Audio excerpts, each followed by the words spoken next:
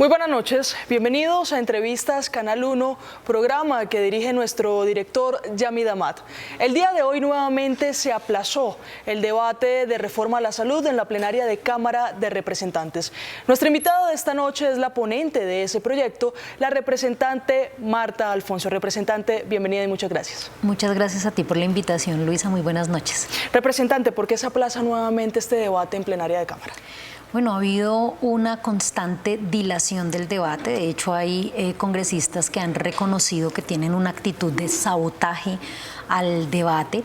Ayer se rompió el quórum sin que se hubiese votado o terminado la votación de volver a sesión informal, que por lo general es simplemente una decisión, un trámite de forma en donde todos pupitreamos y decidimos volver a sesión formal.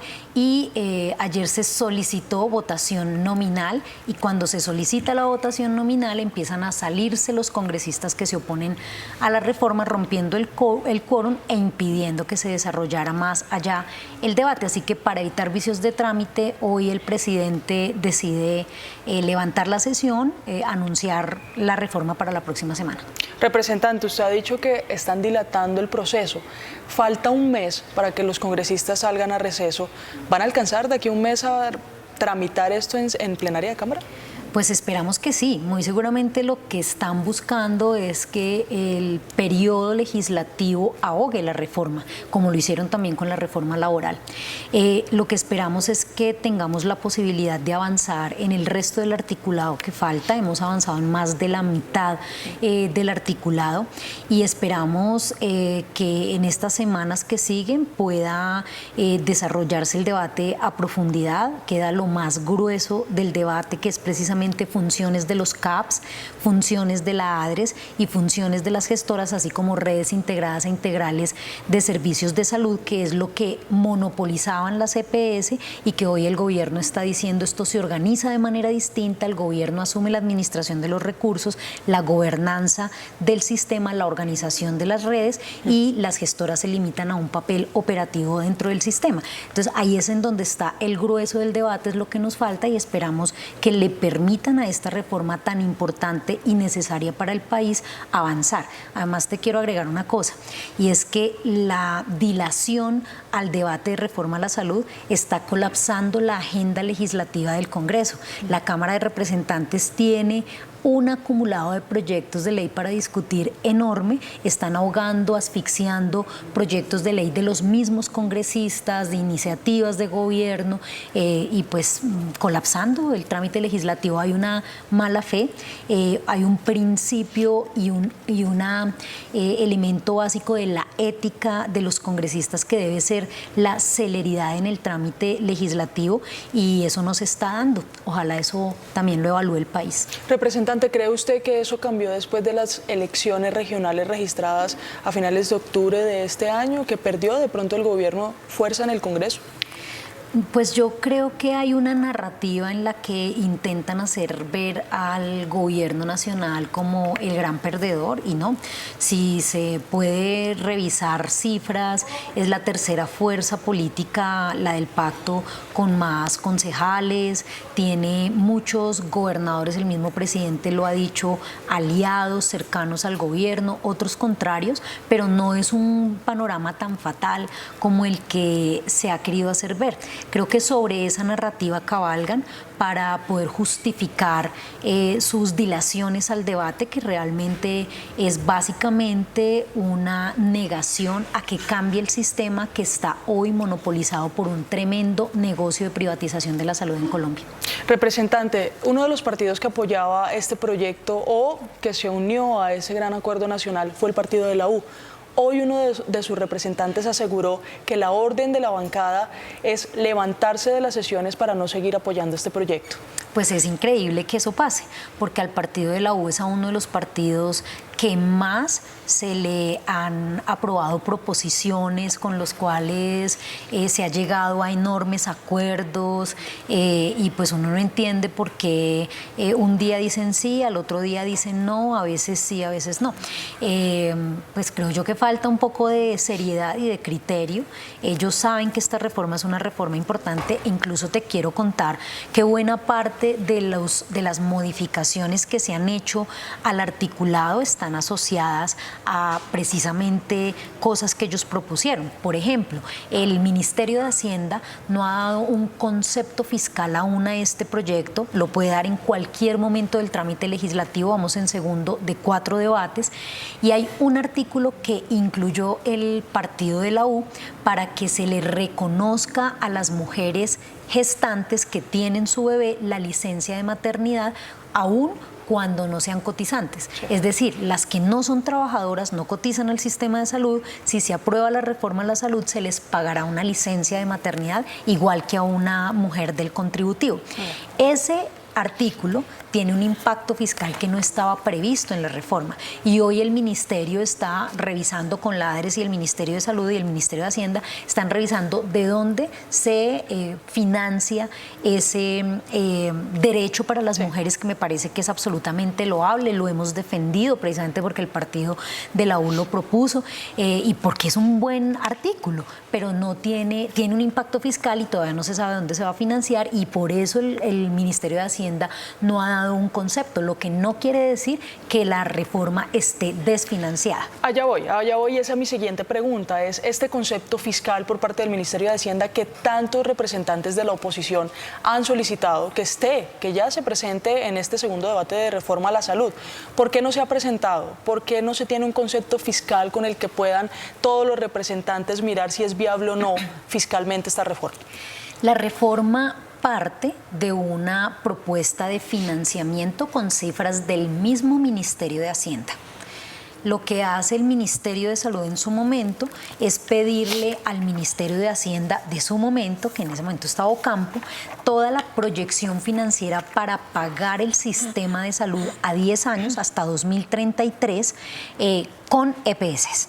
Y lo que hace el Ministerio de Salud es coger esa masa monetaria y redistribuirla y cambiarle sus usos de acuerdo a las líneas que se proponen en la reforma. Entonces, la reforma, por ejemplo, propone atención primaria y se sabe de dónde va a salir ese dinero de la atención primaria.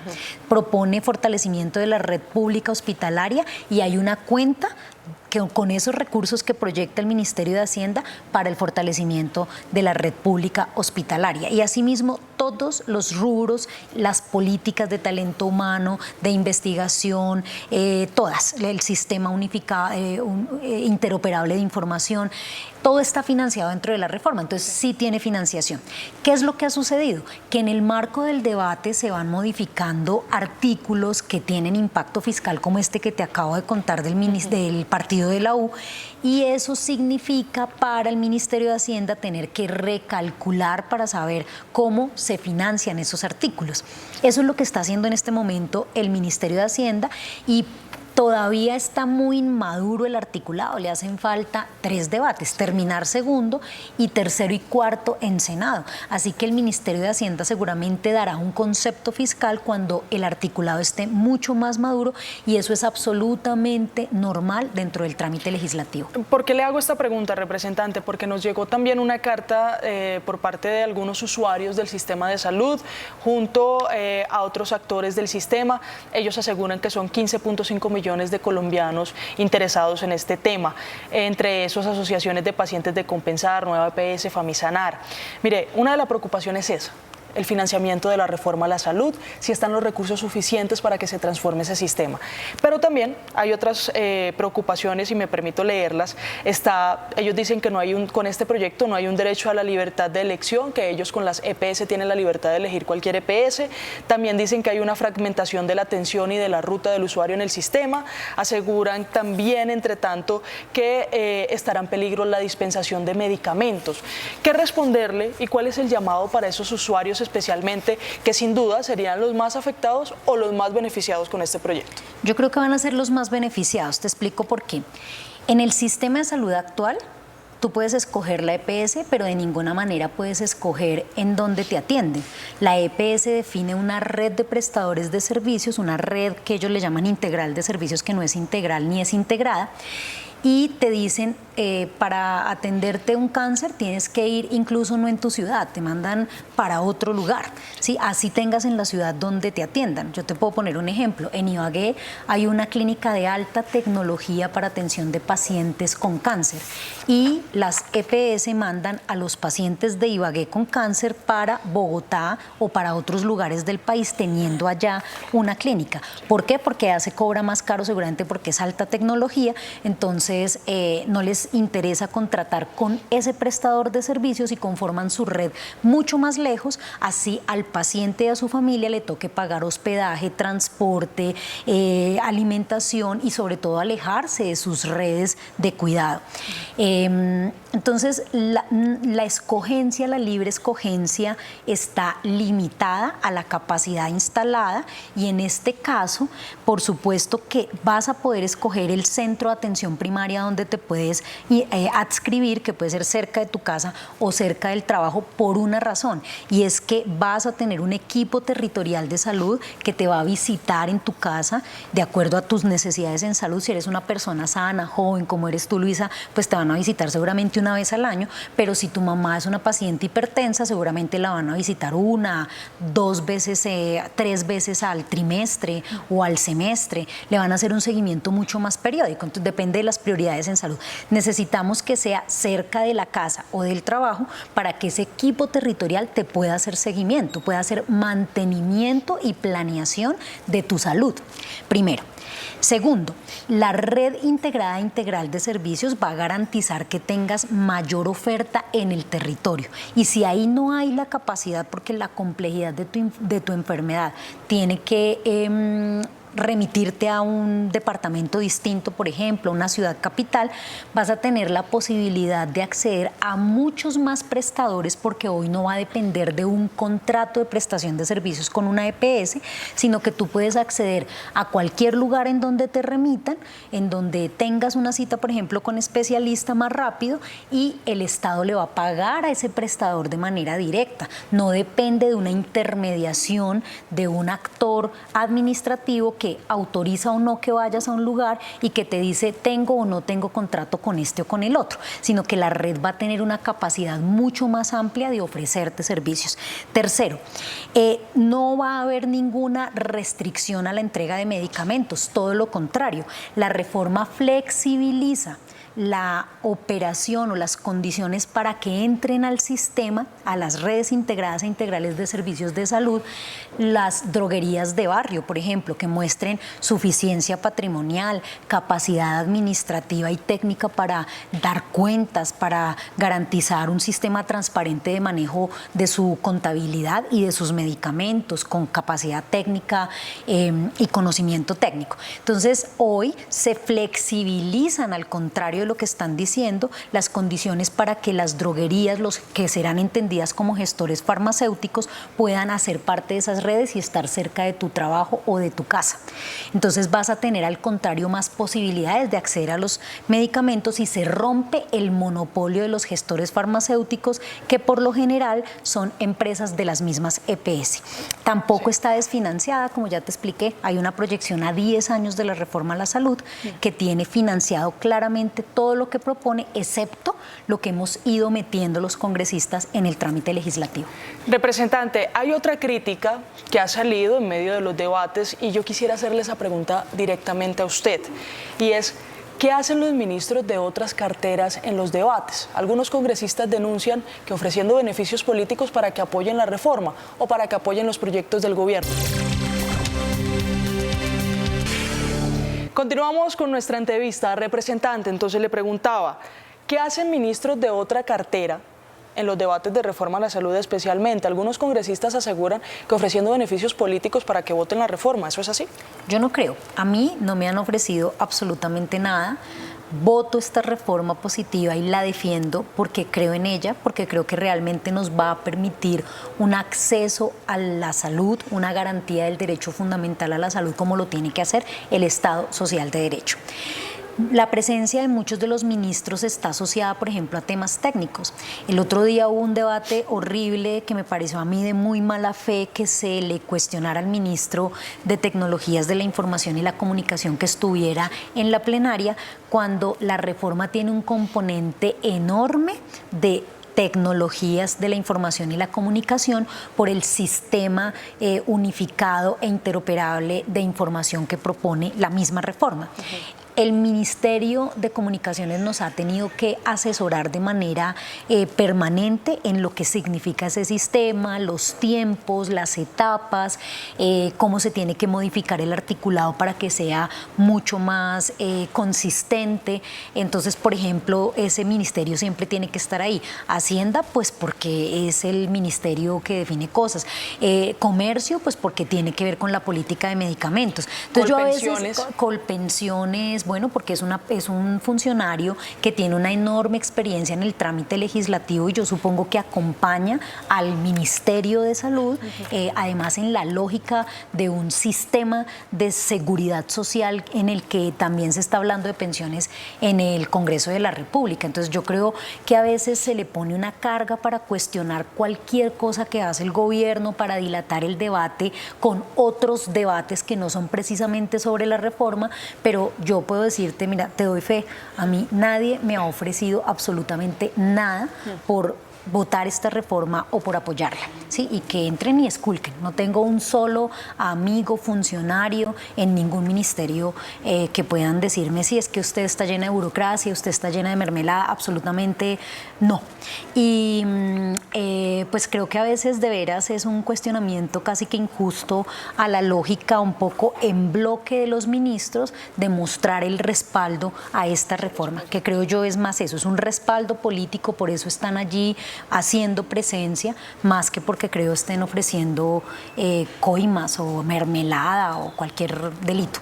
Representante, bueno, en los debates o en las sesiones que se han registrado, que se han registrado en el segundo debate de reforma a la salud, se han votado 81 artículos, 73 fueron aprobados, 8 eliminados. Si usted pudiera mostrarme una base de hasta el momento lo que se ha aprobado, ¿qué sería lo más importante? Bueno, se han aprobado varios elementos asociados a la política de talento humano, que es tremendamente importante porque Colombia tiene un déficit en profesionales de la salud y lo que propone la política de talento humano es avanzar rápidamente a una mayor oferta de formación en talento humano en salud. Se han aprobado varios artículos asociados a la atención primaria, que es fundamental porque es la puerta de entrada y la base de este nuevo sistema que está proponiendo el gobierno nacional. El día de ayer se aprobaron varios artículos asociados, por ejemplo, al INVIMA, condonación de intereses, moratorios de deudores del INVIMA por sanciones. Por ejemplo, el INVIMA tiene una cartera de cerca de 80.000 millones de pesos. Es un instituto que se financia con recursos propios y que si logra recoger esa cartera va a tener más recursos para producción de vacunas, por ejemplo, en Colombia, o para producción o para sus propios trámites que están tan represados, no de ahora, de décadas. Entonces, ese artículo es muy importante porque lo que hace es dar un incentivo para que los morosos paguen la cartera con unos tiempos, además, entre más rápido pagues, pues más te condonan. Se aprobó la eliminación de trámites administrativos innecesarios, como por ejemplo la apostilla de trámites de productos para sanitarios que se traen a Colombia y que se les busca registro en Colombia, a pesar de que tienen todo el sustento técnico, a veces se le ponen cosas como apostillaje de una embajada y eso es un trámite adicional que demora mucho más. Entre otros, el tema de vacunas que se produzcan en Colombia, priorizarlas en la compra pública. Se aprobaron varios artículos asociados a las instituciones de salud del Estado, que es muy importante, porque hoy las empresas sociales del Estado, los hospitales públicos, se financian por venta de servicios. Y lo que hace la reforma es cambiarlas a instituciones de salud del Estado para poder financiar a la oferta, es decir, que no vendan servicios para poderse sostener, que los ha quebrado casi a todos los hospitales de Colombia, sino que, sobre todo los de primer nivel, sino que se pueda subsidiar la oferta, o sea, un presupuesto específico que se le asigna a un centro de atención primaria, a un hospital público de un municipio, para que mejore su atención, tenga atención permanente, tenga posibilidades de flujo de caja para mejorar su infraestructura, su dotación, su tecnología. Se han aprobado cosas muy importantes, se han aprobado cosas en inspección, vigilancia y control. No, creo que hemos avanzado de manera significativa. Bien, Repre, pero pese a que es cerca del 60% de la reforma aprobada en segundo debate, falta lo grueso, sí, en donde no hay concertación, en donde están las peleas, donde no hay acuerdos, y eso es básicamente qué va a pasar con las EPS. Ya hay acuerdos, de pronto previos, hablando con los congresistas sobre esos puntos gruesos, sobre qué va a pasar con las EPS, sobre si se va a alcanzar a aprobar o no estos artículos que transforman en su totalidad a esas entidades. Es precisamente el nudo gordiano de este debate, porque lo que hace el gobierno nacional es distribuir lo que denominan las EPS, el aseguramiento, que para nosotros es un aseguramiento comercial y que para ellos es el aseguramiento financiero y del riesgo en salud.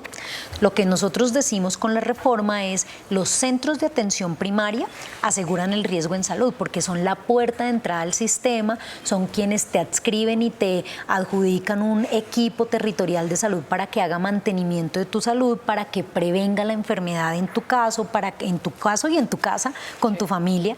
Entonces, el centro de atención primaria hace una gestión del riesgo en salud, la ADRES hace una gestión del riesgo financiero y las gestoras hacen una gestión operativa dentro del sistema, logrando la articulación entre el centro de atención primaria y las redes de alta y mediana complejidad. Cuando no fue suficiente la atención de un centro de atención primaria, te tienen que remitir a una especialidad, a una cirugía, a una red de mayor complejidad, se llama, o de servicios complementarios, y eso es lo que hace la gestora. Además, la gestora audita a los prestadores de servicios para garantizar que estén usando bien los recursos, que efectivamente cobren lo que es, que efectivamente hayan hecho esa atención. Eso lo han venido haciendo durante 30 años y se mantiene esa función dentro del sistema, dentro de la reforma. Pero no van a contratar y tampoco van a manejar recursos. Ese es el gran problema, que se les quita el manejo de una enorme masa monetaria que no se sabe cómo la han administrado y manejado en el país. Muchos de nosotros, mucha gente, muchos investigadores tienen estudios, hipótesis, investigaciones de cómo los recursos públicos de la salud van a esos privados que se llaman EPS, de ahí en adelante se pierde absoluto control de esos recursos y lo que empieza a pasar es que invierten en su propia infraestructura, en su propia tecnología, en sus propias empresas integradas verticalmente. O sea, hay casos, por ejemplo, de la EPS que tiene la clínica que te presta servicios de atención primaria de alta complejidad, imágenes diagnósticas, gestores farmacéuticos, lavandería hospitalaria, comida hospitalaria, seguridad hospitalaria, tienen absolutamente todo en una economía circular que le llamamos integración vertical. En algunos lugares se ha teorizado como complejos médicos industriales y que alrededor de eso ganan enormes utilidades que no las cuentan dentro del sistema de salud, cuentan lo que les hace falta para complementar la UPC, pero no cuentan las enormes utilidades que tienen por todas esas empresas que han creado con recursos públicos de la salud y que además le generan esa plata que le entrega el Estado, utilidades, rendimientos financieros, cantidad de plata que tampoco se cuenta dentro de los gastos operativos para atender a la gente en Colombia. Es decir, representante, a esta altura del debate todavía no se sabe ni qué va a pasar con las EPS, ni cómo será el nuevo sistema en sí, y tampoco se sabe si el Estado desde la ADRES va a hacer giros directos a los prestadores. Eso no se ha definido. Nosotros lo que los estamos invitando es démosle una oportunidad al fortalecimiento de la gobernanza del Estado sobre el sistema de salud y ustedes seguirán prestando servicios como instituciones prestadoras de servicios de salud, pero además se les pagará por una gestión operativa dentro del sistema. O sea, realmente lo que el gobierno está proponiendo no es acabar las EPS, es un acuerdo generoso para que el Estado social de derecho se concrete, y desafortunadamente en eso no quieren ceder ni un pedacito los que defienden el negocio de la salud. Representante, a usted muchas gracias por acompañarnos esta noche y también ponente del proyecto de reforma a la salud. Y a ustedes, queridos televidentes, los invitamos a que continúen aquí en Noticentro 1, CMI.